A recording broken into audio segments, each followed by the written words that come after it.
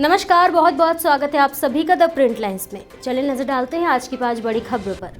मुख्यमंत्री डॉक्टर मोहन यादव शपथ ग्रहण करने के बाद से ही एक्शन में है। शपथ ग्रहण करने के दूसरे दिन उन्होंने अधिकारियों की बैठक बुलाई और भाजपा का संकल्प पत्र सौंपते हुए विभाग अनुसार वादों को पूरा करने के लिए रोड मैप बनाने के निर्देश दिए।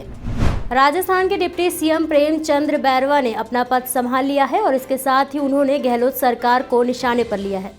हमारी प्राथमिकताएं यह है कि जिस तरह से पिछले 5 साल में कांग्रेस राज ने जनता से झूठ बोल के जो किसानों का कर्जा माफ करने के लिए कहा था, बेरोजगारों को भत्ता देने के लिए कहा था, ये कह के सत्ता में आ गई। लेकिन 5 साल उन्होंने केवल कुर्सी की लड़ाई लड़ते रहे और जंगल राज मचता रहा। उसके बाद में भी हिंदुस्तान में सबसे नंबर 1 पे राजस्थान आया है कायम में बलात्कार, महिला अत्याचार और दलित अत्याचारों में। ये इनके कारनामे रहे हैं और भ्रष्टाचार की कोई सीमा नहीं है। हर विधायकों को इन्होंने पूरी छूट दे रखी थी। मेरे विधानसभा में जल जीवन मिशन में इतना भ्रष्टाचार हुआ जिसकी कोई हद नहीं। टीएमसी सांसद डेरेक ओब्रायन को कुछ देर के लिए सस्पेंड कर दिया गया है। राज्यसभा चेयरमैन जगदीप धनखड़ ने ये कदम ब्रायन की उस हरकत पर उठाया जब वे धनखड़ पर चिल्ला उठे, जिसके बाद उनके सब्र का बाड़ टूट गया और उन्होंने पहले तो ब्रायन को सदन से बाहर जाने के लिए कहा, फिर उन्हें सस्पेंड कर दिया। Taken a serious note of the ignoble misconduct of Sri Derek O'Brien, member who has entered the well of the House as also the inner well and has been continuously shouting slogans, gesticulating aggressively at the chair, thereby disrupting proceedings of the House in utter disregard to the authority of the chair, and having been named by the chair, resolves that the above mentioned member, Sri Derek O'Brien, be suspended from the service of the council for the remainder of the session under Rule 256. Mathura के श्री कृष्ण जन्मभूमि ईदगाह प्रकरण को लेकर Allahabad high court में सुनवाई हुई। Court ने हिंदू पक्ष की याचिका को स्वीकार कर लिया है। कोर्ट ने आदेश देते हुए कहा कि पहले कोर्ट कमिश्नर नियुक्त करने की अर्जी पर सुनवाई होगी, इसके बाद याचिका की पोषणीयता पर विचार किया जाएगा। Today, the Honorable Allahabad High Court has allowed our application where we had demanded for a survey by Advocate Commissioner, and the Honorable High Court has rejected the arguments of Shahidgah Masjid, where they have said that 7/11 application should be decided first and Advocate Commission should not be decided. That argument has been rejected.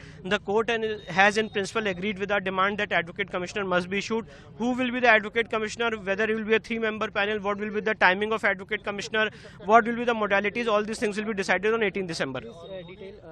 What demanding by you? My demand was that in this Shahidgah Masjid there are a lot of signs and symbols of Hindu temple, and to know the actual factual position an Advocate Commissioner panel is required, and therefore the Honorable Court has accepted my application, allowed my application, and this order has been passed today.